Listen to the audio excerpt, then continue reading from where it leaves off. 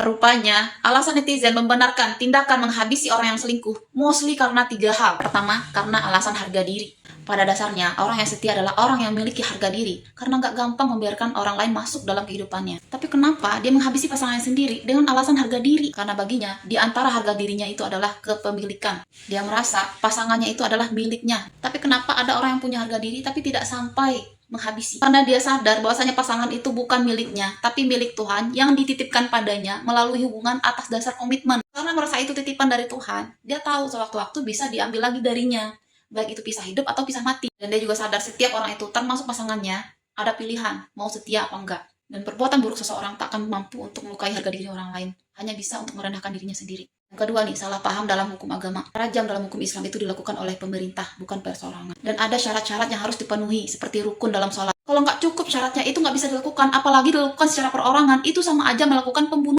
Dengan mendukungnya, sama aja kalian berbuat baik kepada orang yang selingkuh, berbuat jahat kepada orang yang diselingkuhi. Karena tindakan ini tidak membiarkan orang yang selingkuh mendapatkan sanksi sosial. Apalagi, pembunuhan termasuk dosa besar, dan orang yang dibunuh termasuk mati syahid. Yang ketiga adalah emosi.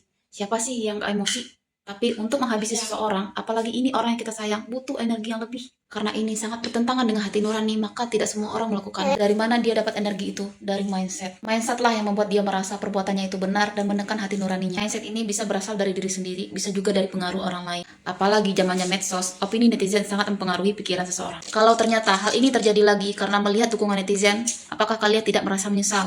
Kalau kalian merasa ini harus dilakukan, kenapa harus mengotori tangan seseorang, atau 2 orang, atau lebih banyak lagi? Itu bisa merusak masa depan seseorang, masa depan anak-anaknya, dan juga akhiratnya. Kenapa nggak bikin petisi, berlakukan hukum ini, biarkan pengadilan yang melakukannya?